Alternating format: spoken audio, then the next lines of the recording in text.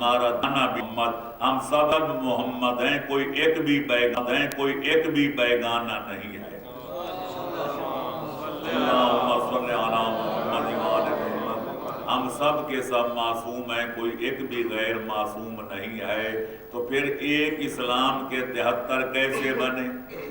یہ ایک لمحہ فکریہ ہے، امت مسلمہ کے مفکرین کے لیے ایک مہمہ ہے، جس کو حل کرنے کی ہر دور میں علماء محققین نے کوششیں کی ہیں۔ چنانچہ اس موضوع پر 20 کتابیں لکھی گئیں۔ دبستان المذاہب ایک کتاب ہے، ملل اسلامیہ ایک کتاب ہے، اور الملل والنحل اس موضوع پر تیسری کتاب ہے۔ الملل علامہ ابن حزم ظاہری کی چوتھی کتاب ہے۔ اسی طرح باقی کتابیں بہت ساری ہیں، اور کسی نے 10 اسباب گنوائے، کسی نے کوئی افتراق امت کے 11 اسباب شمار فرمائے۔ لیکن میں سمجھتا ہوں کہ بھرتی کے لیے خواہ کوئی 11 اسباب شمار کرے یا کوئی 10 یا کوئی کم و بیش، لیکن میری ناچیز تحقیق کے مطابق افتراق کی امت کا ایک سبب ہے، اور وہ سبب صرف یہ ہے کہ دنیا نے ان ہستیوں کا دامن چھوڑ دیا جن کا دامن پیغمبر امت کے ہاتھوں میں تھما کے گئے تھے۔ دنیا نے وہ دروازہ بھلا دیا جو پیغمبر اکرم امت کو دکھا کے گئے تھے۔ نعرہ حیدری! اور یہاں تک فرمایا تھا کہ اہل بیتی امان لامتی من الاختلاف فاذا خالفتها قبیلۃ صارت حزب ابلیس۔ علامہ ابن حجر مکی نے سے متعصب عالم نے اپنی کتاب ضوائق محرقہ میں یہ حدیث درج کی ہے کہ پیغمبر اسلام صلی اللہ علیہ وآلہ وسلم نے واضح لفظوں میں اعلان فرمایا، اور میرا کلمہ پڑھنے والوں، اگر ہر قسم کے اختلاف سے دامن کو بچانا چاہتے ہو، اگر افتراق سے اپنے آپ کو محفوظ کرنا چاہتے ہو، تو اختلاف سے بچنے کا واحد ذریعہ میری اہل بیت ہے۔ ان کے دامن سے وابستہ رہوگے تو نہ کبھی گمراہ ہوگے، نہ اختلاف میں مبتلا ہوگے۔ فَإِذَا خَالَفَتْهَا قَبِيلَةٌ، فرمایا جب بھی کوئی قوم، جب بھی کوئی قبیلہ میرے اہل بیت کی مخالفت پہ کمر بستہ ہو جائے گا تو نتیجہ سن لو، وہ ابلیس کا گروہ بن کے رہ جائے گا۔ اس سے پتہ چلتا ہے کہ اختلاف امت کے بہت سارے اسباب نہیں، بلکہ ایک ہی سبب ہے کہ دنیا نے ان کا دامن چھوڑ دیا، جن کا دامن پیغمبر ہمارے ہاتھوں میں تھما کے گئے تھے، وہ دروازہ بھلا دیا۔ بلکہ اگر گستاخی معاف ہو تو میں کہوں گا وہ دروازہ ہی جلا دیا جو پیغمبر ہمیں دین حاصل کرنے کے لیے دکھا کے گئے تھے۔ صلوات پڑھیں محمد و آل محمد پر، اللہم صلی علی محمد۔ نتیجہ ظاہر ہے کہ وَتَشَعَّبَتْ شُعُبًا فَكُلُّ جَزِيرَةٍ فِيهَا أَمِيرُ الْمُؤْمِنِينَ وَمِنْبَرُهُ۔ پیغمبر اکرم کی امت یوں بکھر گئی جیسے تسبیح کا دھاگا ٹوٹ جائے تو دانے بکھر جاتے ہیں۔ جس بستی میں جاؤ، جس شہر میں جاؤ، ایک ممبر بھی مل جائے گا، اس کے اوپر بیٹھا ہوا ایک امیر المومنین بھی مل جائے گا، اور اس کے باڑے میں چند بھیڑیں بھی نظر آ جائیں گی۔ لہذا نتیجہ یہ ہے کہ ہوس نے ٹکڑے ٹکڑے کر دیا ہے نوع انسان کو۔ اب ہمارا فرض ہے محبت کی زباں ہو جا، اخوت کا بیان ہو جا۔ صلوات پڑھیں محمد و آل محمد پر، اللہ اتحاد امت کی کوششیں ہوتی رہتی ہیں، اور بہت بڑی ضرورت ہے، وقت کا اہم تقاضا ہے کہ مسلمان ایک ہوں، مسلم حرم کی پاسبانی کے لیے مصر کے نیل سے لے کر تا بقا کے کاشغر ضرورت ہے کہ متحد ہوں۔ لیکن آج بقول شاعر کہ متبع، صلوات پڑھیں محمد و آل محمد پر،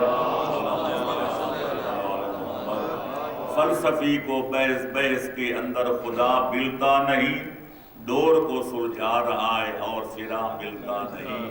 اتحاد کی کوشش ہوتی ہیں پر کامیابی کیوں نہیں ہوتی کہ اصل سبب اختراق کا پتہ نہیں ہے۔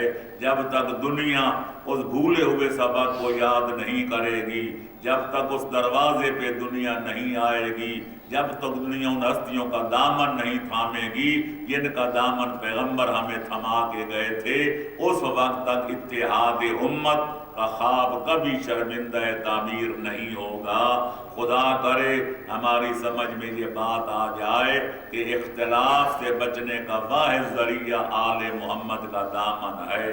یہی وجہ ہے کہ حدیث ثقلین میں بھی پیغمبر اسلام نے فرمایا تھا انی تارک فیکم الثقلین کتاب اللہ و عطرتی اہل بیتی ما ان تمسکتم بہما لن تضلوا بعدی وانہما لن یفترقا حتی یرد علی الحوض۔ فرمایا میں دنیا سے جا رہا ہوں پر تمہیں راہ راست پہ چلانے کے لیے، خالق اکبر کی خوشنودی کا پروانہ دلانے کے لیے، تمہارے دین اور دنیا کو سنوارنے اور سدھارنے کے لیے اور ہر قسم کی گمراہیوں سے بچانے کے لیے دو عظیم الشان اور گراں قدر چیزیں چھوڑ کے جا رہا ہوں۔ ایک کا نام قرآن ہے اور دوسری چیز کا نام میری عطرت اہل بیت علیہم السلام ہے۔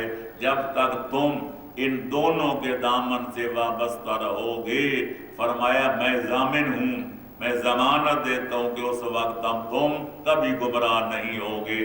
اور یہ بھی یاد رکھو قرآن اور عطرت میں وہ گہرا تعلق ہے، وہ سبب و مسبب اور لازم و ملزوم والا رشتہ ہے کہ جب تک بروز قیامت حوض کوثر پر میری سرکار میں اکٹھے حاضر نہیں ہو جائیں گے، اس وقت تک دنیا کی کوئی طاقت نہ قرآن کو آل محمد سے جدا کر سکے گی اور نہ کائنات کی کوئی پاور آل محمد کو قرآن سے علیحدہ کر سکے گی۔ صلوات پڑھیں محمد و آل محمد پر۔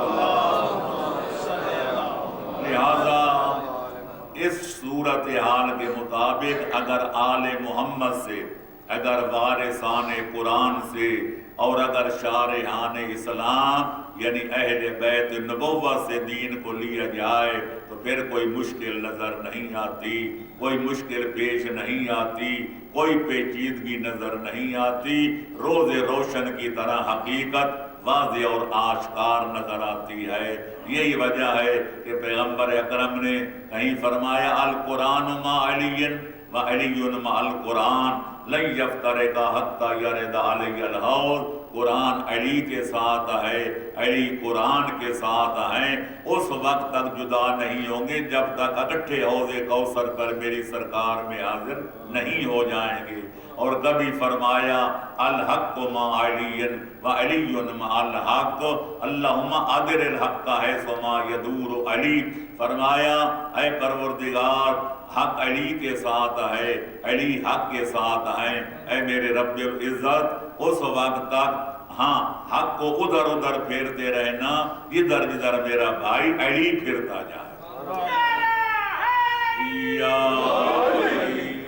تو لہذا آؤ مرکز اسلام سے اسلام کو سمجھنے کی کوشش کریں، انشاءاللہ کوئی پیچیدگی نظر نہیں آئے گی، کوئی مشکل درپیش نہیں ہوگی، حق اپنی پوری تابناکی اور اپنی پوری روشنائی کے ساتھ ہمارے آنکھوں کے سامنے جلوہ گر نظر آئے گا۔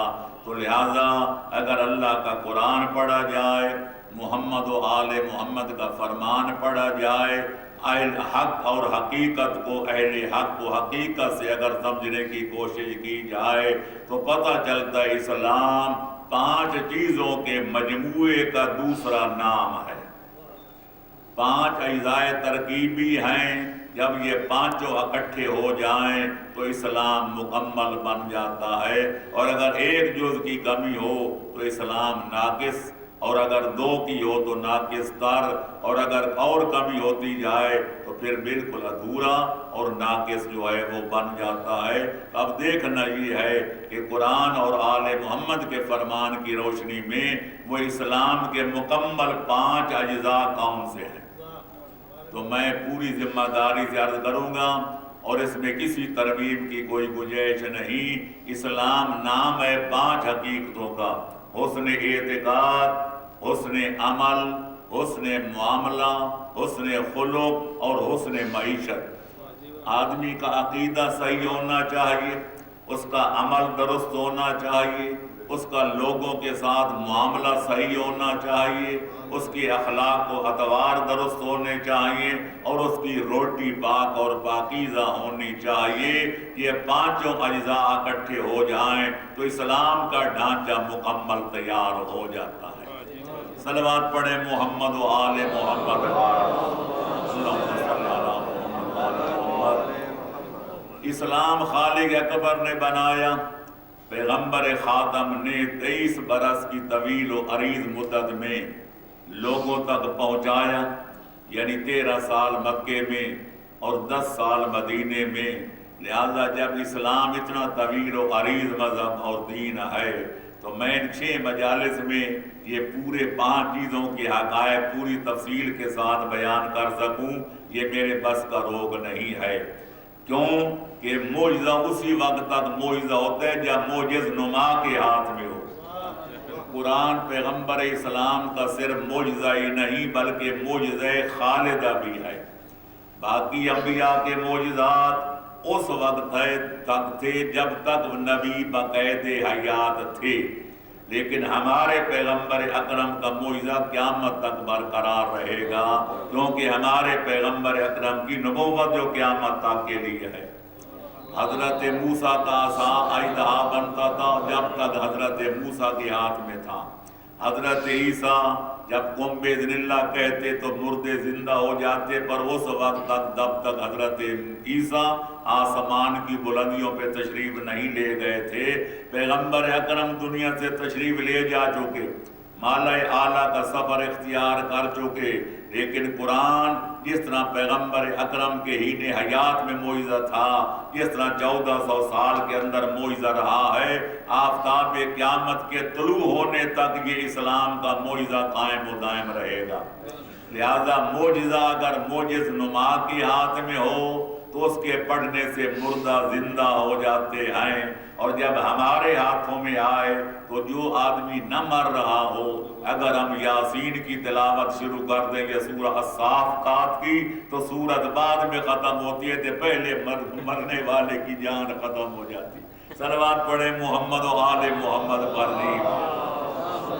لہذا جناب امیر المومنین کے بارے میں یہ موجود ہے کہ جب کسی مطلب کو پھیلانے پہ آتے تھے تو علامہ شعرانی نے اپنی کتاب المیزان الکبریٰ میں لکھا ہے کہ فرمایا کرتے تھے کہ لو شئت لأوقرت 70 بعیرا من تفسیر فاتحۃ الکتاب، اگر میں الف چاہوں، حالات مجھے اجازت دیں اور میں مسند تفسیر پہ لکھنے بیٹھ جاؤں تو 70 اونٹ کا بوجھ بن جائے گا، اور قرآن مجید کی ایک ابتدائی سورت الحمد کے 7 آیتوں کی تفسیر ختم نہیں ہوگی۔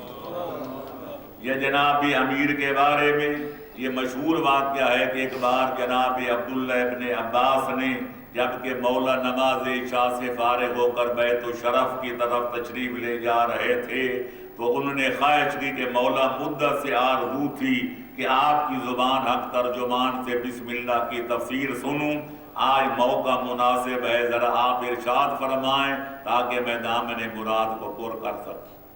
مولا امیر نے دیکھا کہ خواہش کرنے والا اہلیت رکھتا ہے، علمی بات سمجھنے کی صلاحیت رکھتا ہے، لہذا یہ نہیں فرمایا کہ تقریر کے لیے مجمع نہیں یا کرسی اور میز کا کوئی انتظام نہیں۔ مولا نے بس ان کو جوہر قابل سمجھ کے علم وہیں کھڑے کھڑے، بیٹھے بھی نہیں، چادر بچھائے ہی نہیں، میز کرسی لگا ہی نہیں، مولا امیر نے بسم اللہ کے بارے میں علمی جواہرات بکھیرنا شروع کر دیے، اور ابن عباس نے دامن مراد پھیلا کر ان کو سمیٹنا شروع کر دیا۔ مورخین کہتے ہیں ساری رات مولا بیان کرتے رہے اور ابن عباس سنتے رہے۔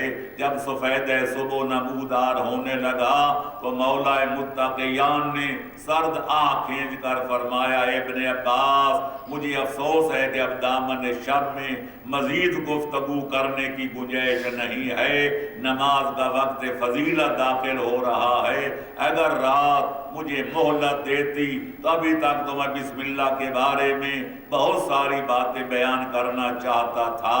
مورخین کا بیان ہے کہ ساری رات مولا علی تفسیر بسم اللہ بیان کرتے رہے، ابن عباس سنتے رہے، لیکن لم یتعدی من الباء الی السین، ابھی مولا متقیان حقیقی مفسر قرآن امیر مومنان بسم اللہ کی با سے بڑھ کر ابھی سین تک پہنچے ہی نہیں تھے۔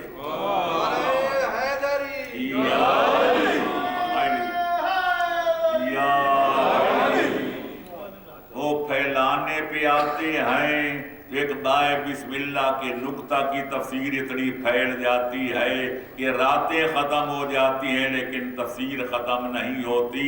علامہ عبد الرحمن جامی نے اپنی کتاب شواہد النبوت میں، جس کا اردو ترجمہ لاہور میں چھپ چکا ہے، اس میں لکھتے ہیں کہ مورخین کا بیان ہے، راویان اخبار بیان کرتے ہیں کہ مولا متقیان جب گھوڑے پہ سوار ہونے کا ارادہ کرتے تو قرآن کی تلاوت شروع کرتے، اور دوسرا پائے مبارک جب دوسرے رکعت میں پہنچو سے پہلے پورے قرآن کی تلاوت ختم کر دیتے۔ یہ ان کے رتبے ہیں سوا، ان کے سوا مشکل ہیں، تو لہٰذا یہ انہی کا معجزہ ہے۔ میرے پاس تو ایسی معجزانہ طاقت بھی کوئی نہیں، لہٰذا میں کوشش کروں گا کہ ان 6 مجالس میں اسلام کے مطالب و معانی اور اسرار و رموز اور حقائق و دقائق ایک مختصر سا خلاصہ پیش کیا جائے، کیونکہ میں سمجھتا ہوں کہ عقل مندوں کے لیے تفصیلات نہیں بلکہ وہ اجمالی بیان سے بھی کافی استفادہ کر لیتے ہیں۔ بقول مرزا غالب قطرہ میں دجلہ دکھائی نہ دے اور جز میں کل کھیل بچوں کا ہوا دیدہ بینا نہ ہوا۔ صلوات پڑھیں محمد والے اللہم صلی علی محمد وآلہ۔ تو میرے دوستو، عزیزوں اور بزرگوں، پہلا ہے حسن اعتقاد، یعنی مسلمان وہ ہے کہ جس کے عقائد دینیہ اور نظریات اسلامیہ صحیح ہوں۔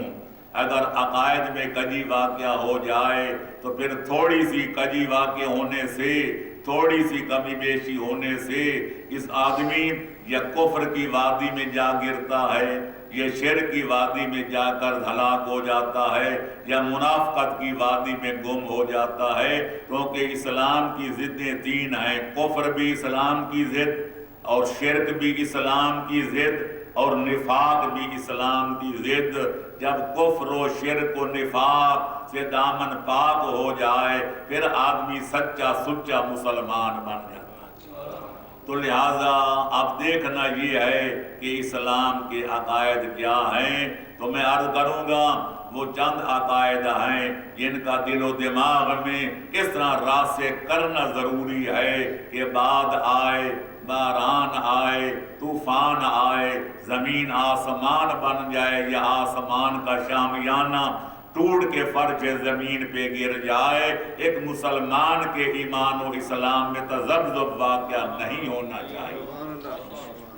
اور عقائد میں سے پہلا عقیدہ ہے توحید، جو اسلام کا صرف عقیدہ ہی نہیں بلکہ اصل الاصول بھی ہے، یعنی اسلامی عقائد کا بنیادی عقیدہ جو ان اصول کا بھی اصل ہے اور مرکز و محور اور اساس ہے، وہ ہے عقیدہ توحید، یعنی یہ عقیدہ رکھنا کہ یہ کائنات خود بخود نہیں بنی، کوئی بنانے والا ہے، یہ آسمان کا شامیانہ خود بخود نہیں لگ گیا، کوئی لگانے والا ہے، یہ فرش زمین خود بخود نہیں بچھ گیا، کوئی بچھانے والا ہے، یہ نظام قدرت خود بخود نہیں چل رہا، کوئی اس کا چلانے والا ہے۔ یعنی اس بات سامنے آج کل اس دور میں بڑے بڑے دلائل دیے جاتے ہیں، بڑے بڑے اس پر گفتگویں کی جاتی ہیں، بڑی بڑی لمبی چوڑی کتابیں لکھی جاتی ہیں، لیکن قرآن نے اور امیر مومنان نے ایک ایک جملے میں مسئلہ حل کر دیا۔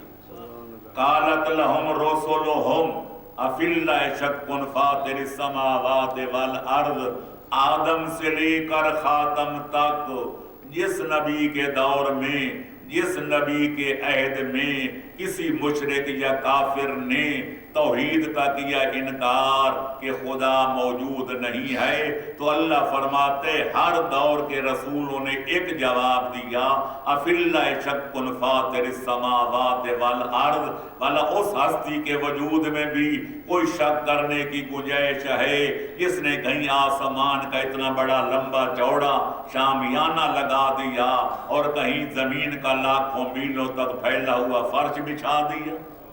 تو منکرین چپ ہو جاتے تھے۔ تو پتہ چلا کہ اثر کو دیکھ کر مؤثر کا یقین کرنا یہ انسان کی فطرت کا وہ تقاضا ہے کہ جس میں کبھی کوئی عقل مند شک و شبہ نہیں کر سکتا۔ امیر المومنین سے پوچھا گیا کہ مولا خدا کے وجود کی کوئی دلیل؟ فرمایا اللہ کی ہستی کسی ثبوت کی محتاج نہیں ہے۔ یکون البناء من غیر بان ہم تکون الجنایت من غیر جانن، آج تک دیکھا ہے کہ کوئی مکان بنا ہو پر بنانے والا کوئی نہ ہو؟ آج تک دیکھا ہے کسی پہ جنایت کی جائے، کسی پہ ظلم ڈھایا جائے اور ظالم موجود نہ ہو؟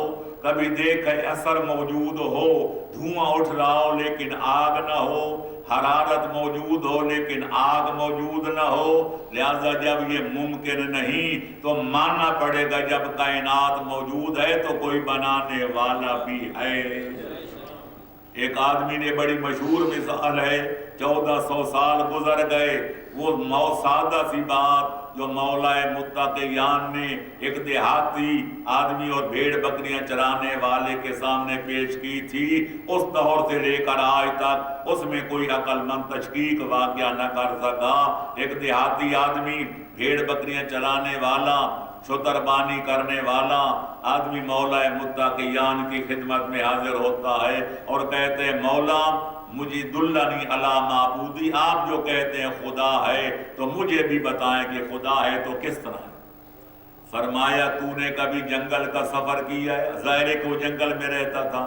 کہنے لگے ہاں مولا ہمیشہ جنگل میں رہتا ہوں۔ فرمایا تمہیں اگر گدھے کی لید نظر آ جائے تو کیا یقین نہیں ہو جاتا کہ کوئی گدھا گزرا ہے؟ اگر تمہیں اونٹ کی مینگنی نظر آ جائے تو کیا یقین نہیں کر لیتے یہاں سے کوئی اونٹ گزرا ہے؟ اگر تمہیں نشان قدم انسان نظر آئے تو کیا تمہیں یقین نہیں ہو جاتا کہ یہاں سے کوئی انسان گزرا ہے؟ اس نے ہر بات پہ اس بات میں جواب دیا ہاں مولا، ہاں مولا۔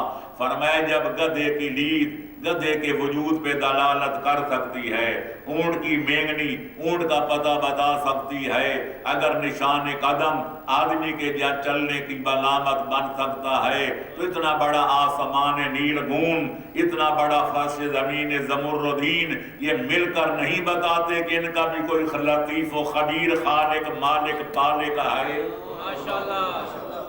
صلوات پڑھیں محمد و آل محمد۔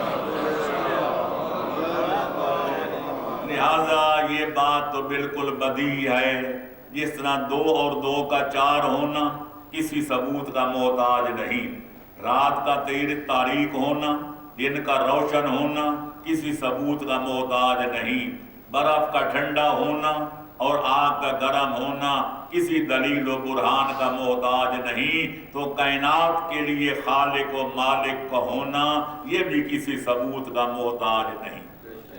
لہذا اصل جو بات جس پر اسلام نے زیادہ زور دیا ہے اور یہ اسلام کا درہ امتیاز ہے کہ جیسی توحید خالص اسلام نے پیش کی ہے، قرآن نے پیش کی ہے، پیغمبر اسلام نے پیش کی ہے، ان کے دین کے حقیقی وارثوں نے پیش کی ہے، اس کی کائنات میں ڈھونڈو گے تو قیامت تک نظیر نظر نہیں آئے گی۔ وہ توحید خالص یہ ہے کہ یہ کائنات بنانے والا، یہ پوری مخلوق کی تربیت کرنے والا، یہ نظام قدرت چلانے والا ایک ہے جس کا کوئی شریک نہیں ہے۔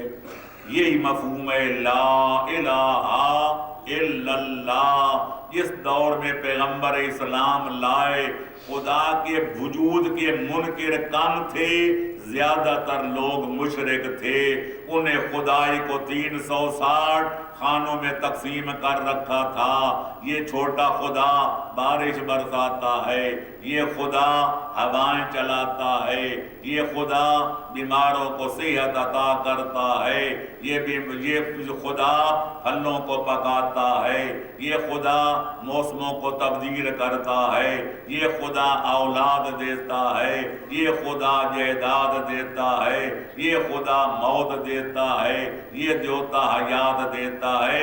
اسلام نے آ کر ان سارے مصنوعی خداؤں کے سروں پہ ایسا کلہاڑا چلایا کہ ان کے سر کو جل کے رکھ دیے۔ کہا لا الہ الا اللہ، اللہ ایک ہے، کائنات کا خالق ایک، کائنات کا مالک ایک، کائنات کا پالک ایک، کائنات کا معبود ایک، کائنات کا مسجود ایک، پیدا کرنے والا ایک، روزی دینے والا ایک، موت و حیات کا خالق مالک ایک، نظام قدرت چلانے والا ایک۔ لہذا دنیا آج تک یہ ماننے پر مجبور ہو گئی کوئی تو ہے جو نظام ہستی چلا رہا ہے، وہی خدا ہے، وہی خدا ہے۔ صلوات پڑھے محمد و آل محمد پار۔ یہ بات مشرکین عرب پر اس طرح شاخ گزری، جتنے پیغمبر اکرم پر مصائب آئے، جتنے شدائد سے ان کو سابقہ پڑا، جتنے مشکلات پیغمبر اکرم نے جھیلی، وہ اسی نتیجہ، اسی عقیدے کا نتیجہ تھی کہ پیغمبر اکرم نے فرمایا تھا کائنات کا خالق مالک پالک ایک ہے، تو وہ جہاں دو مشرک اکٹھے ہوتے یہی تذکرہ ہوتا اجعل الآلہۃ الہا واحدا۔ یہ عجیب نبی ہے، یہ عجیب رسول ہے جو کہتے ہیں 360 غلط ایک صحیح ہے۔ جہاں 3 اکٹھے ہوتے یہی تذکرہ، جہاں 10 جمع ہوتے یہی تذکرہ، حتیٰ کہ اسی جرم کی پاداش میں پیغمبر اکرم کو دیس سے مکہ سے نکالا گیا، ہجرت کرنے پر مجبور کیا گیا، پھر ان پر جنگیں مسلط کی گئی، ان کی اہل بیت کو شہید کیا گیا، صحابہ کرام کو خون میں لت پت کر کے شہید کیا گیا، پیغمبر اکرم کے دندان مبارک توڑے گئے۔ تاریخ گواہ ہے کہ پیغمبر اکرم کی سیرت اور کردار میں ان کو کوئی داغ نظر نہیں آتا تھا، کیونکہ وہی مشرک پیغمبر کو صادق بھی مانتے تھے، امین بھی جانتے تھے، لیکن جرم یہی تھا کہ یہ عجیب نبی ہے۔ ان کی سمجھ میں نہیں آتا تھا کہ اکیلا خدا کس طرح نظام چلائے گا، ساری کائنات کو کس طرح روزی دے گا، ساری کائنات کو کیسے موت و حیات دے گا۔ وہ کہتے تھے 360 خدا مل کر اچھا نظام چلا سکتے ہیں، یہ اکیلا خدا۔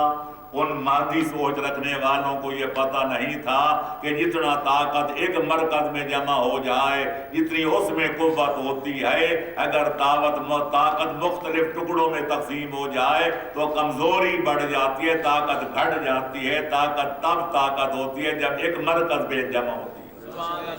تو لہذا اسلام نے یہ عقیدہ پیش کیا کہ خالق کائنات ایک ہے، نہ اس کا کوئی مشیر ہے، نہ کوئی اس کا وزیر ہے۔ آپ کو پتہ ہے ہم ملک کے صدر الگ ہوتے ہیں، وزیر اعظم الگ ہوتے ہیں، وزراء کی فہرست ماشاءاللہ جو ہے وہ فوج ظفر موج الگ ہوتی ہے، پھر بھی چھوٹے سے ملک کا نظام صحیح معنوں میں نہیں چلا سکتے۔ یہ پورے نظام کائنات کا چلانے والا ایک، کیا مجال کہ سورج کے ابھرنے میں کوئی تقدیم و تاخیر ہو جائے، یا موت و حیات کے سلسلہ میں کوئی تغیر و تبدل واقعہ ہو جائے، نظام قدرت کے چلنے میں کوئی خلل واقعہ ہو جائے۔ ہر طرح من فطور، بار بار دیکھو، غور کرو، فکر کرو، تدبر کرو، سارا قرآن تدبر کی دعوت سے لبریز نظر آتا ہے۔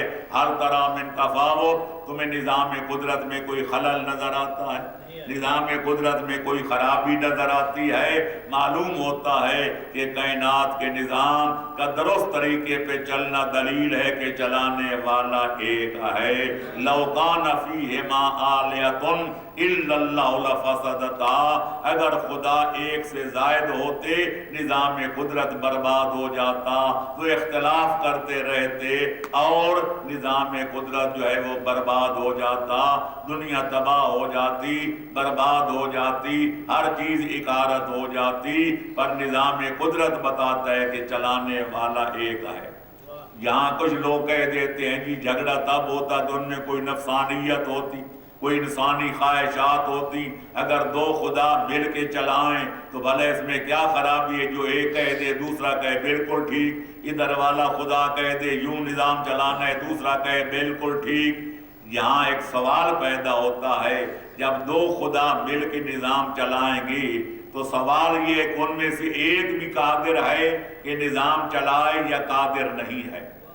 اگر کہا جائے کہ ایک خدا قادر نہیں، جب تک دونوں نہ ملیں تو پھر یہ بھی عاجز اور وہ بھی عاجز، جو عاجز ہوتا ہے وہ خدا نہیں ہوتا، اور اگر ایک قادر ہے تو پھر دوسرے کی ضرورت کیا ہے؟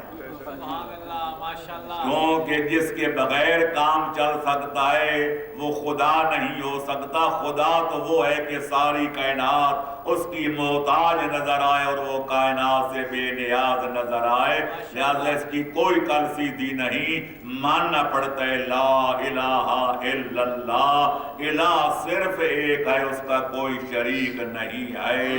صلوات پڑھے محمد و آل محمد پر۔ لیکن یہ بھی عرض کرتا جاؤں گو تفصیل میں جانے کا وقت کم ہے کہ توحید اس وقت تک مکمل نہیں ہو سکتی جب تک خالق اکبر کو چار چیزوں میں واحد لا شریک نہ مانا جائے، اور وہ یہ ہیں عناصر توحید کہ اول توحید بےمانہ کہ اس کی ذات میں کوئی شریک نہیں، دوسری قسم یہ ہے کہ اس کی صفات میں کوئی شریک نہیں، تیسری قسم یہ ہے کہ اللہ کے افعال اور اللہ کے کاموں میں کوئی شریک نہیں، اور چوتھی قسم یہ ہے کہ اللہ کی عبادت میں بھی کوئی اس کا شریک نہیں۔ اب ذات میں توحید کا کیا معنی اور توحید صفاتی کا کیا مفہوم، توحید افعالی کا کیا مطلب اور توحید عبادتی کا کیا معنی، تو میں عرض کروں گا بڑے اختصار کے ساتھ کہ اللہ کی توحید ذاتی یہ ہے کہ اس کی ذات ہے واجب الوجود اور باقی پوری کائنات ہے ممکن الوجود۔ واجب الوجود اس کو کہتے ہیں کہ وہ ایسا اول ہے کہ جس کی ابتدا کوئی نہیں، وہ ایسا آخر ہے جس کی انتہا کوئی نہیں، وہ ہمیشہ سے ہے، ہمیشہ رہے گا، اس کے لیے وجود لازم اور واجب ہے۔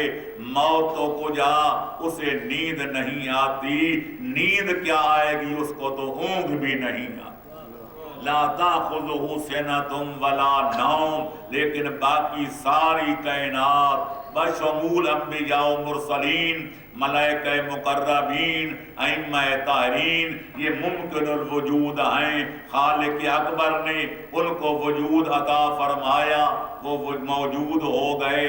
جب خالق نے وجود لے لیا پھر عدم آباد کی طرف تشریف لے گئے، ان کی ابتدا بھی ہے، ان کی انتہا بھی ہے۔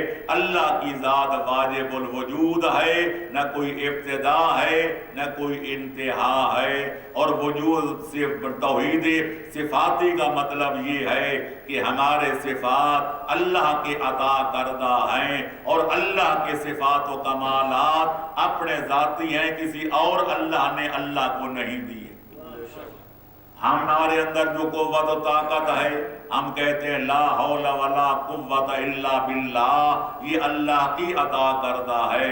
چلو ہم تو کس شمار قطار میں ہیں، انبیاء کے کمالات کو دیکھیں، ائمہ طاہرین کے معجزات کو دیکھیں، ان کے علمی عملی جو ہیں کمالات و کرامات و معجزات کو دیکھیں، وہ سب کچھ اللہ نے عطا کیے ہیں، لیکن اللہ کی قدرت ہے یا اللہ کا علم ہے یا اللہ کی تمکنت ہے یا اللہ کی سلطنت ہے یا اللہ کی قوت و طاقت ہے، وہ اس کی اپنی ذاتی ہے، کسی اور نے اس کو عطا نہیں کی ہے۔ لہذا اللہ کی صفات میں بھی کوئی شریک نہیں، کوئی ایسی مخلوق نظر نہیں آئے گی کہ جس کے کمالات اپنے ذاتی ہوں، اللہ کے عطا کردہ نہ ہوں۔ اور باقی رہے گی توحید افعالی، جو سب سے زیادہ اہم مسئلہ ہے، وہ یہ ہے کہ اللہ کے کاموں میں بھی کوئی اس کا شریک نہیں ہے۔ صلوات پڑھے محمد و آل محمد کا۔ اب قابل غور بات یہ ہے کہ اللہ کے وہ کام ہیں کون سے جن میں اس کا کوئی شریک نہیں ہے؟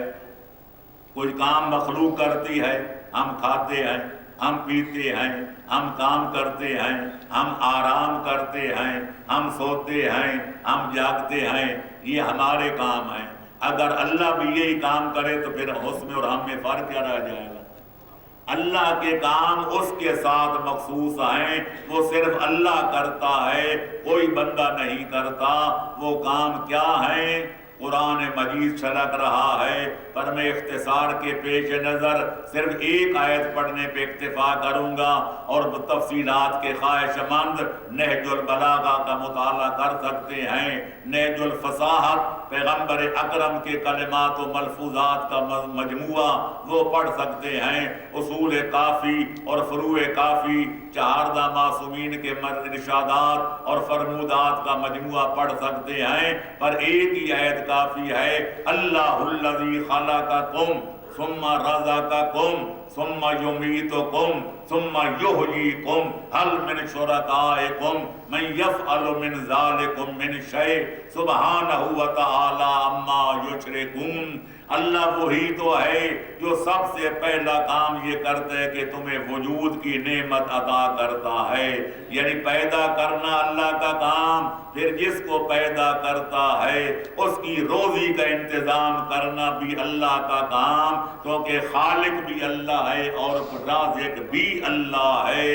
ثم یمیتکم، پھر جب تمہاری زندگی کے ایام ختم ہو جائیں گے تو موت کا ذائقہ چکھانا بھی اللہ کا کام ہے، اور جب وہ خالق چاہے گا کہ قیامت قائم کرے تو لاکھوں سالوں کے مردوں کو حیات نو عطا کر کے میدان حشر میں لانا بھی اللہ کا کام ہے۔ یہ چاروں کام گنوانے کے بعد خالق اکبر للکار کے فرماتے حل من شرکائکم، اے میرے شریک بنانے والو اور میرے شریک قرار دینے والو، مجھے بتاؤ تمہارے ان مذمومہ شرکاء میں سے کوئی ایسا شریک ہے جو میرے والے یہ کام کر سکے؟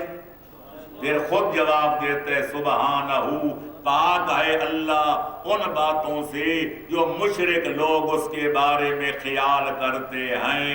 یعنی خالق ہے تو اللہ، خالق ہے تو اللہ، محیی ہے تو اللہ، ممیت ہے تو اللہ۔ یہی وجہ ہے کہ فرماتا ہے یجعلو یہب لمن یشاء اناثا ویہب لمن یشاء الذکور، یہ میری منشا ہے، جس کو چاہتا ہوں صرف بیٹیاں عطا کرتا ہوں، وہ بیٹوں کے لیے ترس رہا ہے، اور جس کو چاہتا ہوں صرف بیٹے عطا کرتا ہوں وہ کر رہا ہے، اور جس کو چاہتا ہوں یزوجہم ذکرانا و اناثا، اور جس کو چاہتا ہوں بیٹیاں بیٹے جوڑے جوڑے عطا کر دیتا ہوں، وَيَجْعَلُ مَن يَشَاءُ عَقِيمًا، اور جسے چاہتا ہوں بانجھ بنا دیتا ہوں۔ اللہ دینے پہ آئے تو دنیا کا کنٹرول رکاوٹ پیدا نہیں کر سکتا، اور اگر نہ دینا چاہے تو ساری دنیا کے ڈاکٹر مل کر چوہے کا بچہ بھی پیدا نہیں کر سکتے۔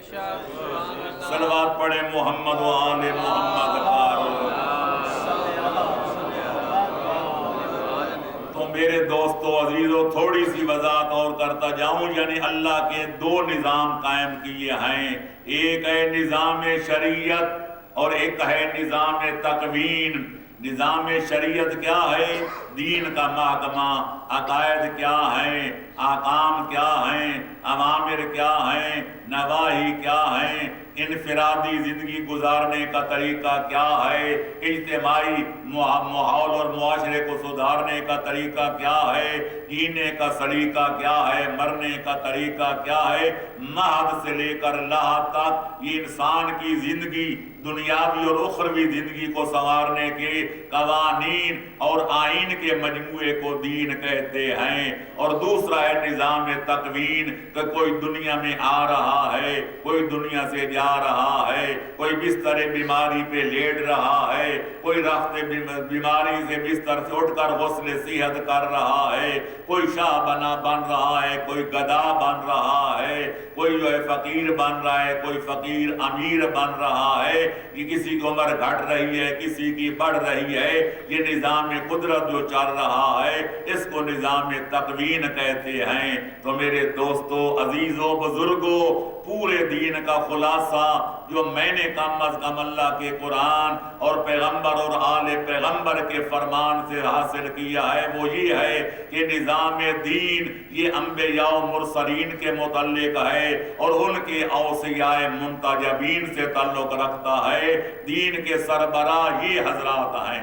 ہم نے دین نبیوں سے لینا ہے کیونکہ دین پہنچانے والے انبیاء و مرسلین ہوتے ہیں، پھر دین پھیلانے والے اور مشکل وقت آنے پہ بچانے والے ان کے اوصیاء منتجبین ہوتے ہیں۔ لہذا دین ہم نے نبیوں سے لینا ہے یا ان کے وصیوں سے، اور جہاں تک نظام قدرت کا تعلق ہے، اولاد ہے، جائیداد ہے، یا موت ہے، یا حیات ہے، یا فقر ہے، یا فاقہ ہے، یا بیماری ہے، یا صحت ہے، اس نظام کا تعلق ذات خدا بندی کے ساتھ ہے۔ اس نے یہ نظام نہ کسی کے حوالے کیا ہے، نہ کسی کو وکیل بنایا ہے، نہ کسی کے سپرد کیا ہے۔ اللہ ہی خالق مالک پالک تھا، اللہ ہی خالق مالک پالک ہے۔ البتہ اس نظام میں اس نے انبیاء و مرسلین اور ائمہ تحریر کو اپنی بارگاہ تک پہنچنے، اللہ سے کام کرانے کا وسیلہ بنایا ہے۔ وسیلے کا مطلب یہ ہے کہ اگر کبھی اللہ ناراض ہو جائے ہمارے کاموں کی وجہ سے، اللہ جو ہے غیظ و غضب میں آ جائے ہمارے کرتوتوں کی وجہ سے، اور ہم دعا مانگے اور اللہ قبول نہ کرے، تو ہم کہتے ہیں یا اللہ ہم جیسے بھی گئے گزرے ہیں نام لیوے تو تیرے مصطفیٰ کے ہیں، یا اللہ ہم جتنے بھی مجرم و قصوروار ہیں نام لیوے تو تیرے علی مرتضیٰ کے ہیں۔ یا اللہ ان کا صدقہ، یا اللہ ان کا محابہ، یا اللہ ان کا واسطہ، یا اللہ ان کا وسیلہ، یا اللہ ان کے طفیل ہم پر نظر عنایت کر دے، ہمیں اولاد بھی دے، جائیداد بھی دے، ہمارے حال پہ رحم بھی فرما، اور ہمارے بیماروں کو لباس سے صحت بھی عطا فرما۔ جب ان ذوات مقدسہ کا واسطہ دیا جائے تو ناراض خدا بھی راضی ہو جاتا ہے اور ہمارا کام بھی ہو جاتا ہے۔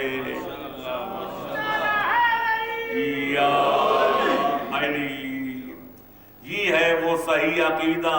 لہذا اگر کوئی کہتا ہے اللہ نے یہ خدائی حضرت عزیر کے حوالے کر دی جیسا یہودی گمان کرتے تھے تو لہذا یہ بھی غلط، اور اگر کوئی عیسائی کہتے ہیں خدا نے اپنی خدائی حضرت عیسیٰ کے حوالے کر دی تو یہ بھی غلط۔ اگر کوئی مسلمان کہتے اللہ کے پلے، اللہ کے پاس وحدت کے سوا کیا ہے، جو کچھ لینا ہے ہم لے لیں گے محمد سے، خدا نے پیغمبر اکرم کے حوالے کر دی، یا کوئی ہمارا شعر بڑھ کے کہتا ہے اللہ کے پلے میں وحدت نہیں، ہمارا شعر تو بلکہ آگے بڑھ گیا، وہ کہتے رضائیں خدا کی لے لی علی نے، اللہ کے پلے میں رکھا ہی کیا ہے۔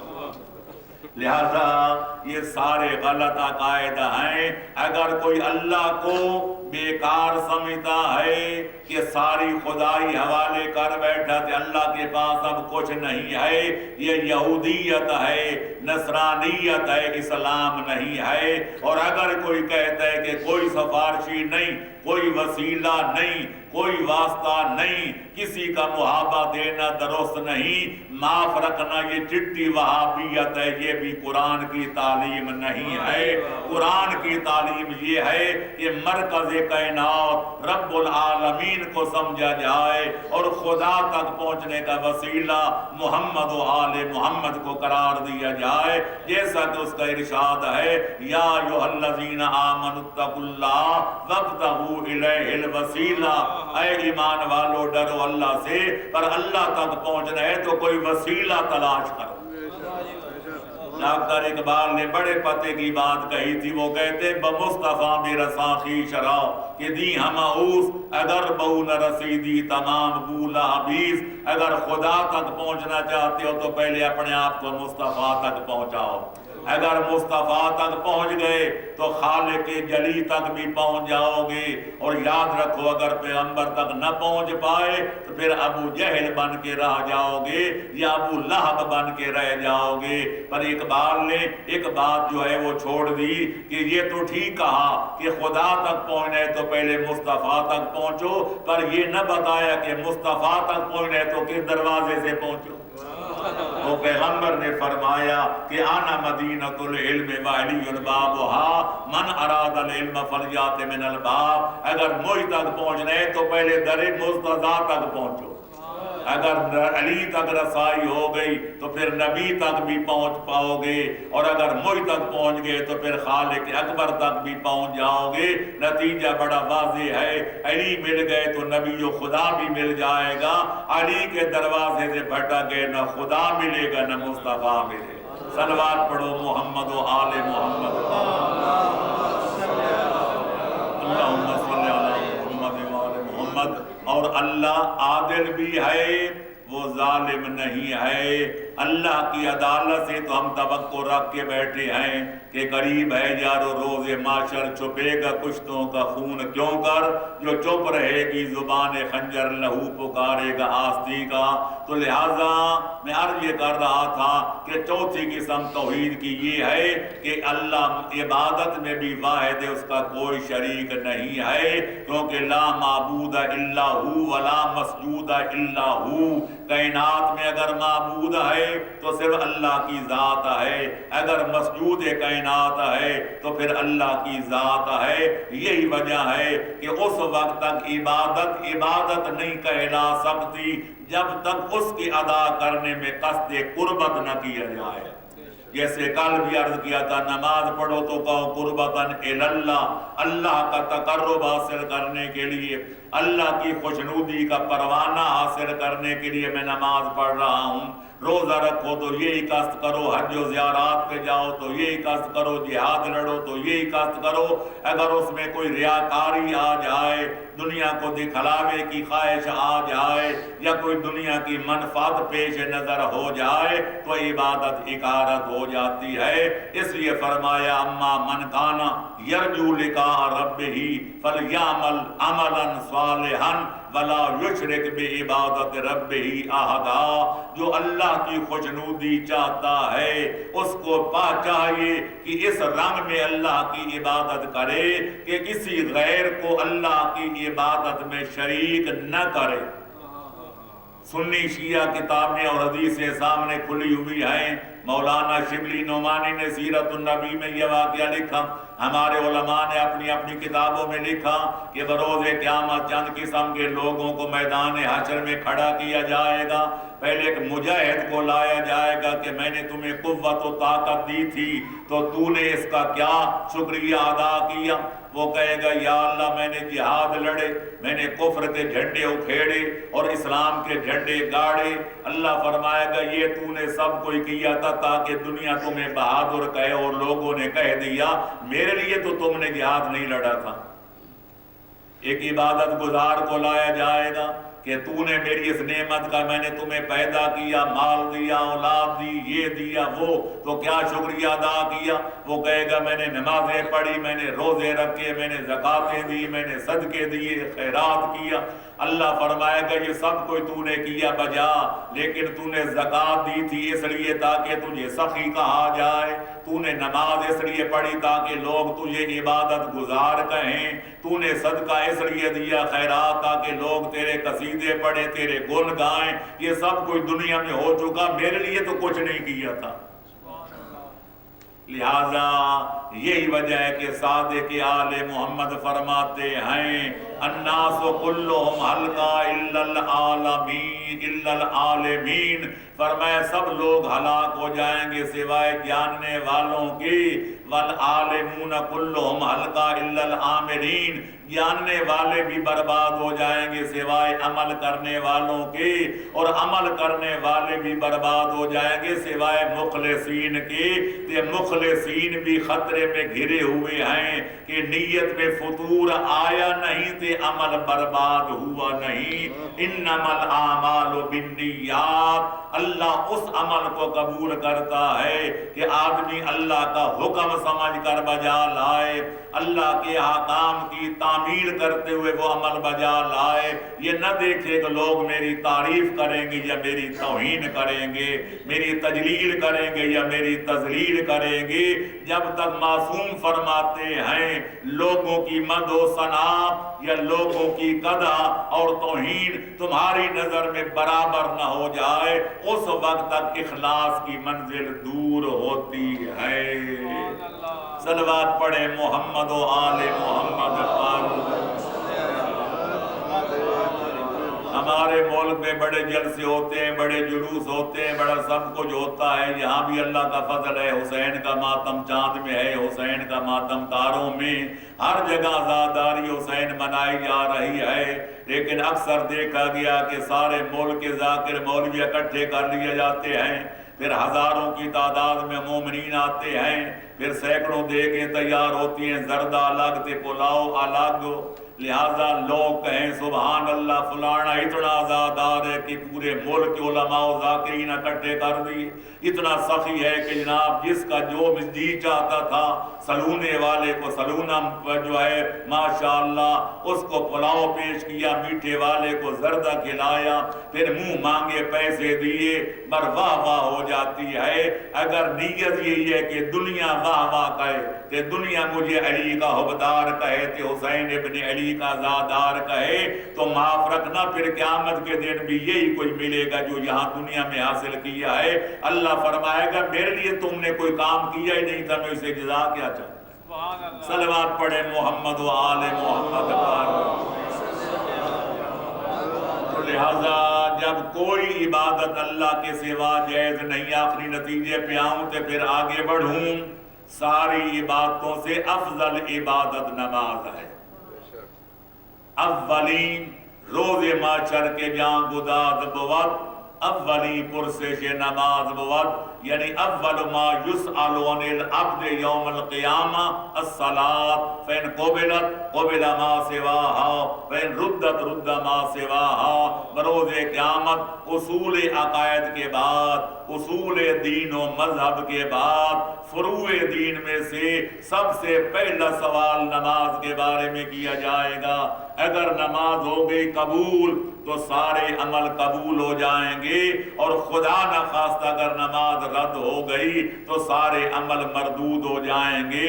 لیکن رد تو تب ہوگی کہ کم از کم کوئی درج تو ہوگی نامہ اعمال میں، کہ جس کے نامہ اعمال میں نماز والا خانہ ہی خالی ہو، وہ رد کیا ہوگی تو قبول کیا ہوگی۔ اس لیے اللہ ہمارے حال پہ رحم فرمائے، نماز اتنی اہم ہے کہ سارے اعمال و عبادات کی قبولیت کا دار و مدار اسی نماز پنجگانہ پر ہے۔ لیکن اس نماز کے ارکان میں سے جو سب سے اہم رکن ہے اس کا نام سجدہ ہے۔ تو جب میرے دوستو، عزیزو، بزرگو، کوئی عبادت اللہ کے سوا جائز نہیں تو پھر ماننا پڑے گا کہ اللہ کے سوا کسی بھی ہستی کو سجدہ کرنا روا نہیں ہے، نہ بطور تعظیم اور تکریم اور نہ بطور عبادت، کیونکہ ہر قسم کا سجدہ شریعت محمدیہ اسلامیہ میں اللہ کے سوا حرام ہے۔ یہی وجہ تحفۃ العوام جیسی عام کتابوں میں بھی جہاں زن و شوہر کے حقوق کی فہرست آپ دیکھیں گے، وہاں یہ حدیث ضرور آپ کی نظروں دلوں سے گزرے گی کہ پیغمبر اسلام نے فرمایا تھا لو کان سجود جائزا لغیر اللہ لامرت النساء یسجدن لازواجہن، اگر اللہ کے سوا کسی مخلوق کو سجدہ کرنا روا ہوتا تو میں بیویوں کو حکم دیتا کہ اپنے شوہروں کو سجدہ کریں، لیکن چونکہ اللہ کے سوا کسی مخلوق کو سجدہ کرنا روا نہیں ہے تو لہذا عورتیں بھی شوہروں کی اطاعت تو کر سکتی ہیں، اور اس وقت تک جب تک وہ شریعت کے خلاف حکم نہ دے پر سجدہ نہیں کر سکتی۔ اولاد پہ واجب ہے ماں باپ کا احترام کریں، ان کے حکم کی تعمیل کریں، لیکن سجدہ کرنا روا نہیں۔ یہ پیشانی صرف خالق اکبر کی چوکھٹ پہ جھک سکتی ہے۔ یہی وجہ ہے کل بھی عرض کیا تھا کہ سید الشہداء نے اپنے عمل و کردار سے دنیا کو بتایا کہ ما سوی اللہ را مسلمان بندہ نیز پیش فرعون سرش افگندہ نیز، مسلمان اگر بندہ ہے تو صرف خدا کا ہے، اگر یہ بندہ ہے تو صرف اللہ کا ہے، اور اس کی پیشانی یہ اللہ کی وہ امانت ہے جو اس کی چوکھٹ کے سوا کسی اور دروازے پہ نہیں جھک سکتی۔ اور اگر کوئی ظالم جھکانا چاہے تو مظلوم کربلا نے کائنات کے حریت پسندوں کو یہ درس دیا ہے کہ یہ گردن کٹ تو سکتی ہے اور کٹنے کے بعد نو کے نیزہ پہ چڑھ سکتی ہے، پر کسی ظالم کی چوکھٹ پہ کبھی جھک نہیں سکتی۔ صلوات پڑھے محمد و آل محمد پر، تو اللہ کی عبادت میں بھی کوئی اس کا شریک نہیں ہے۔ یہ چار عناصر ہوں تو بنتا ہے مسلمان۔ یہی وجہ ہے کہ پیغمبر اسلام صلی اللہ علیہ وآلہ وسلم نے فرمایا اول الدین معرفت الجبار، کہ خالق اکبر کی معرفت جو ہے یہ اسلام کا پہلا زینہ ہے، یا قصر اسلام کی پہلی اینٹ ہے۔ اور حیدر کرار نے بھی نہج البلاغہ کے پہلے خطبے کے ابتدائی جملوں میں فرمایا اول الدین معرفتہ، کہ اسلام کے محل اور قصر اسلام کی بنیادی اینٹ کا نام معرفت پروردگار ہے۔ اگر خدا کی معرفت ہے تو پھر اس کے رسولوں کی بھی معرفت ہے، اگر رسولوں کی معرفت ہے تو ان کے وصیوں کی بھی معرفت ہے، اگر خدا کی معرفت ہے تو پھر نماز بھی ہے، پھر روزہ بھی ہے، قیامت بھی ہے، اور فرو بھی ہیں۔ لیکن اگر اللہ کی معرفت نہیں، جب اللہ کو نہیں پہچانتے تو رسولوں کو کیسے پہچانیں گے؟ جب خدا اور رسول کو نہیں پہچانتے تو ان کے وصیوں اور ان کے قائم مقاموں یعنی اماموں کو کیا پہچانیں گے؟ اللہ کی معرفت ہی نہیں تو اس کی عبادت کیا کریں گے؟ اللہ کی معرفت نہیں تو اس کی اطاعت کیا کریں گے؟ لہذا قصر اسلام کی بنیادی اینٹ کا نام معرفت پروردگار ہے۔ اس میں ادنی سی غفلت برتی جائے تو پھر آدمی یا شرک کی وادیوں میں جا گم ہو جاتا ہے یا کفر کی وادیوں میں گر کے تباہ ہو جاتا ہے۔ اور یہ نفاق اور کفر و شرک اسلام اور ایمان کی ضدیں ہیں، عقیدہ توحید کی ضدیں ہیں۔ توحید تب مکمل ہوتی ہے، اسلام کا محل تب مکمل ہوتا ہے کہ معرفت پروردگار میں کوئی کمی یا کوئی کجی واقع نہ ہونے پائے۔ صلوات پڑھیں محمد و آل محمد پر۔ اور یہ کلمے میں سب کوئی بتا دیا کہ ہے لا الہ الا اللہ محمد رسول اللہ علی ولی اللہ، تاکہ کوئی یہ نہ کہے کہ گڑبڑ ہو جائے۔ اللہ ایک ہے، اس کا کوئی شریک نہیں۔ محمد عربی جن کے بارے میں کل عرض کیا جائے گا انشاءاللہ رسالت کے بارے میں اور ساتھ امامت کے بارے میں، وہ ساری کائنات سے بلند ہیں، ساری کائنات سے بالا ہیں۔ عبادت خدا بزرگ توئی قصہ مختصر کے مصداق ہیں، لیکن وہ اللہ کے پیغام پر ہیں، وہ بھی اللہ اللہ کے شریک نہیں ہیں۔ اور جہاں تک حیدر قرار کا تعلق ہے، ائمہ اطہار کا تعلق ہے، دنیا بے شک کہتی رہے کہ شیعہ اپنے اماموں کو خدا مانتے ہیں یا رب مانتے ہیں یا رسول مانتے ہیں، ہمارا کلمہ گواہ ہے، ہماری مرفجہ اذان گواہ ہے، اور ہماری تلقین گواہ ہے، ہمارے شب و روز گواہ ہیں، ہمارا قول و فعل گواہ ہے۔ ہم اپنے پیشوایان دین کو، ائمہ طاہرین کو اور ائمہ معصومین کو نہ اللہ مانتے ہیں نہ رسول مانتے ہیں، اللہ کا ولی مانتے ہیں اور پیغمبر خاتم کا بلا فصل وسیع مانتے ہیں۔ نعرہ حیدری! ہم ان کو اللہ نہیں مانتے بلکہ اللہ تک پہنچنے کا وسیلہ مانتے ہیں۔ تو لہذا ہمیں حفظ مراتب کا پورا خیال ہے، پورا دھیان ہے۔ بحمد اللہ ہم خدا کو خدا مانتے ہیں، نبی کو نبی مانتے ہیں، وسیع کو وسیع مانتے ہیں، نہ کسی کو اس کے مرتبے سے بڑھاتے ہیں نہ کسی کو اس کے مقام سے گھٹاتے ہیں۔ اسی اعتدال اعتقادی اور اعتدال عملی کا دوسرا نام اسلام ہے۔ صلوات پڑھے محمد و آل محمد۔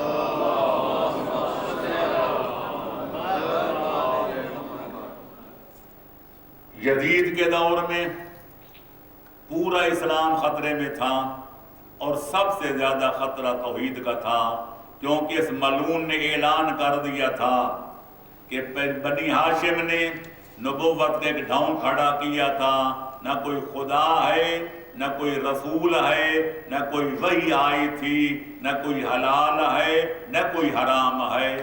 تو لہذا اس نے یہ دعویٰ کر دیا، دنیا اپنے اپنے جگہوں پر، اپنے اپنے مقامات پر، اپنے اپنے وطن میں خوشی کے ساتھ زندگی گزار رہی تھی، لیکن اسلام کے بانی پیغمبر اسلام کے نواسے حسین ابن علی نے جب یہ دیکھا کہ میرے اللہ کے بنائے ہوئے، میرے جد نامدار کے لائے ہوئے دین کے حقائق کو جھٹلایا جا رہا ہے، آج اللہ کے وجود میں تشکیک کی جا رہی ہے، میرے نانے کی نبوت کا انکار کیا جا رہا ہے، تو پھر سرداد نداد دست در دست یزید حقا کے بنا لا الہ ہست حسین۔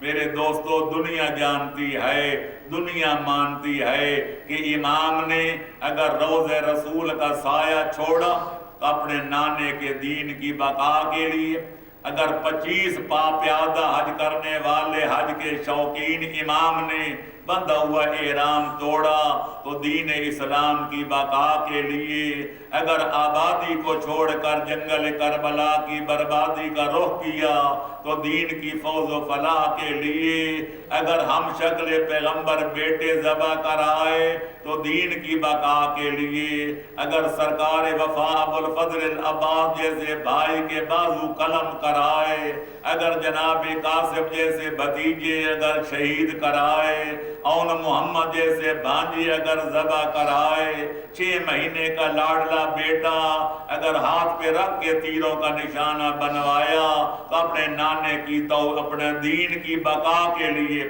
اور خالق اکبر کے بنائے ہوئے دین کی بقا کے لیے، حتیٰ کہ جب سب کچھ امام قربان کر کے دین کو زندہ جاوید بنا چکے، اور یہ بھی عرض کرتا جاؤں کہ سب کچھ قربان کر کے امام نے اپنے خالق اکبر کی چوکھٹ پہ جبین نیاز جھکا کے یہ اعلان کیا تھا، الہی ترکت الخلق ترا فی ہواک، اے الہ العالمین میں نے ساری دنیا کو چھوڑ دیا صرف تیری خوشنودی کی خاطر، وَأَيْتَمْتُ الْعِيَالَ لِكَيْ أَرَاكَ، اور میں نے اپنے بچوں کا یتیم ہونا گوارا کر لیا تیری رضا جوئی کی خاطر، فَلَوْ قَطَّعْتَنِي فِي الْحُبِّ إِرْبًا لَمَا حَنَّ الْفُؤَادُ إِلَىٰ سِوَاكَ، اے پروردگار عالم اگر تو اپنے دین کی خاطر، اپنی محبت کی خاطر میرے جسم کے ٹکڑے ٹکڑے بھی کر دے، حسین کا دل، حسین کی پیشانی تیری چوکھٹ کے سوا کسی اور کے دروازے پر جھکنے کے لیے تیار نہیں ہے۔ تو امام نے دنیا کو بتایا کہ یہ جنگ نہ زر کے لیے ہے، نہ زن کے لیے ہے، نہ زمین کے لیے ہے، بلکہ خالق کے دین کی بقا کے لیے، انسانیت کی فوز و فلاح کے لیے، آدمیت کی بقا کے لیے ہے۔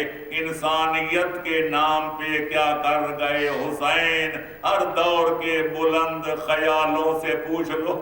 میں کہتا ہوں اتنا بڑا محسن اعظم، آج اس کی قدر کیا کی جاتی ہے؟ اسلام کے ایک مسئلہ ہے جس کو 73 فرقے تسلیم کرتے ہیں کہ اگر کوئی مسلمان حالت سفر میں مر جائے یا مار دیا جائے تو جن لوگوں کو اس کی موت کا علم ہو جائے ان پہ فرض کفائی ہے کہ اس کو غسل بھی دیں، اس کو کفن بھی دیں، نماز جنازہ بھی پڑھیں اور عزت کے ساتھ دفن بھی کریں۔ تو میرے دوستو، عزیزو، بزرگو، حسین کوئی عام مسافر تو نہیں تھے، یہ تو مسلمانوں کے نبی کے نواسے تھے، علی و بطول کے دل کے دلاسے تھے، پھر خود نہیں آئے گئے بلکہ بلوائے گئے تھے۔ تو چاہیے تو یہ تھا کہ شہادت کے بعد غسل دیا جاتا، کفن دیا جاتا، جنازہ پڑھایا جاتا، پھر عزت کے ساتھ دفنایا جاتا۔ میں کہتا ہوں ظالموں، اگر غسل نہیں دینا تھا نہ دیتے، شہید کو کسی غسل کی ضرورت نہیں ہوتی، اس کا خون اس کا غسل ہوتا ہے۔ اور اگر کفن بھی نیا نہیں دینا تھا نہ دیتے، کیونکہ شہید کا جو خون آلودہ لباس ہوتا ہے وہ شہید کا کفن ہوتا ہے، پر ظالموں وہ کفن اتار کے تو نہ لے جاتے۔ اور اگر امام کی نماز جنازہ امام کے سوا کوئی نہیں پڑھا سکتا، اگر نہیں پڑھانی تھی نہ پڑھاتے، پر پڑھانے والے زین العابدین کو قید کر کے کوفے تو نہ لے جاتے۔ اور اگر یہ ظلم بھی کیا تھا، میں کہتا ہوں بغیر جنازہ پڑھائے دفنا دیتے۔ اور اگر یہ بھی توفیق نہیں تھی تو لاش اقدس کو چھوڑ کے چلے جاتے، کم از کم لاش پہ گھوڑے تو نہ دوڑاتے۔ پر تاریخ کربلا گواہ ہے کہ ظالموں نے حکم دیا کہ وَمَن يَنْتَدِبُ لِلْحُسَيْن، کوئی ہے جو مظلوم کی لاش پہ گھوڑے دوڑائے۔ 10 ولد الزنا گھڑ سوار آگے بڑھے، ظالم نے حکم دیا کہ مشرق کے گھوڑے مغرب کی طرف، مغرب کے گھوڑے مشرق کی طرف دوڑاؤ۔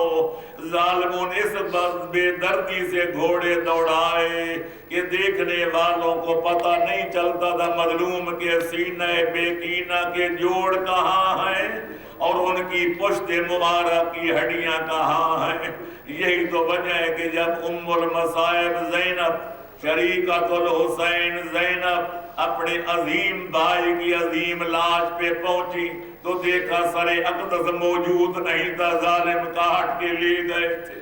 دیکھا جسم کا کوئی جوڑ سلامت نہیں تھا، ساری انگلیاں بھی سلامت نہیں تھیں، بدن پہ کوئی لباس نہیں تھا۔